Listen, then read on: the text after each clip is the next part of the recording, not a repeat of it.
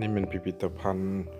วัดลาดหลังเนาะที่ลงทุนโดยนักธุรกิจจีนเนาะที่เพิ่นเอาวัตถุโบราณจากวัดแน่ที่คนได้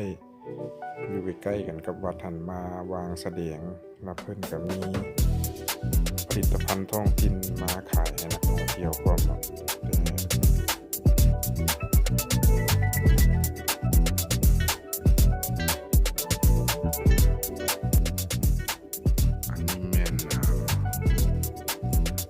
พระเนาะที่ว่าเพิ่นขุดได้อยู่ถ้ำอยู่ใกล้ๆกันกับวัดนะเนาะเพิ่นก็มาวางแสดงเป็นพระเนื้อคงเบิ่งศิลปะก็อยากคล้ายๆกันครับคือกันกับบ้านเฮาอันนี้ก็เป็นวัตถุโบราณอีกประเภทหนึ่งที่ว่าเพิ่นนำเอามาวางแสดงในหอพิพิธภัณฑ์เนาะมีหลายประเภทเนาะเบิ่งก็มีทองมีเงินมีหลายประเภทหลายชนิดนี่ก็แม่นบอนใส่พระเนาะที่ว่าเฮาเข้าไปอยู่ในวัดทิเบตหลายบอนเฮาสิเห็น เป็นคือธาตุเนาะก็เพิ่นเอาพระใส่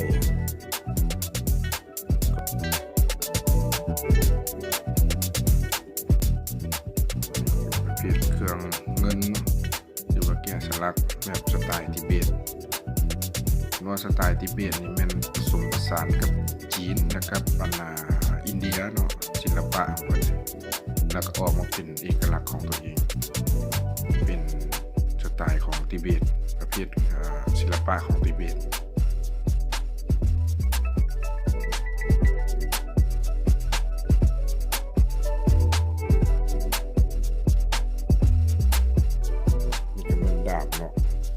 สไตล์ทิเบตเนาะ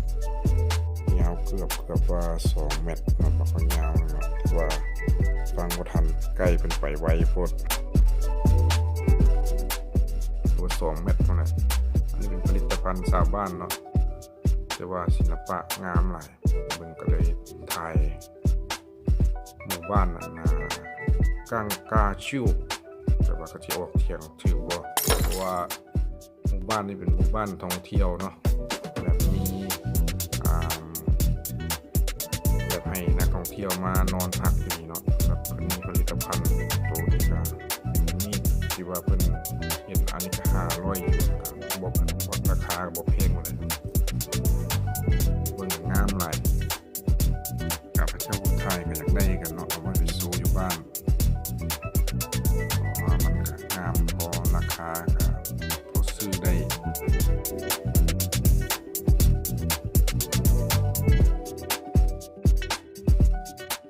มาเบิ่งคืนเนาะว่ามี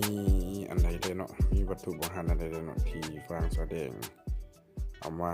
นำเสนอคืนเนาะมาชมกันเลยเนาะท่านผู้ชม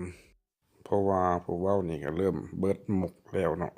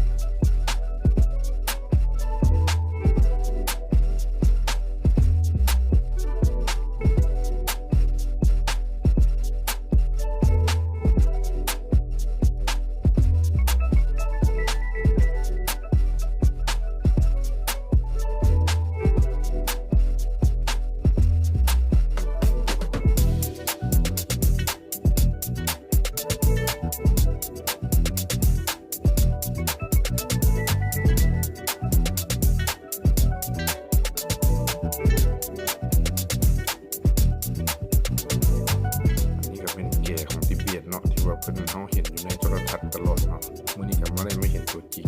เลยถ่ายรูปมาให้เบิ่งอันนี้มันก้นอยู่ว่าบอลเป่าเนาะเนี่ยว่าเบิ่งคนทิเบตเจ้าเตี้ยมรูปเนาะเจ้าเตี้ยมมันเป็นธรรมดาคนเอาน้ำลายเจี๊ยอย่างคักเนี่ยโอ้ยผู้นี้ก็คือกันเนาะโซสิได้รูปธรรมดาผมปานนี้ต้องมีน้ำลายเจี๊ยหน่อยหนึ่งค่อยศักดิ์สิทธิ์เพิ่นว่าซั่นเด้แปล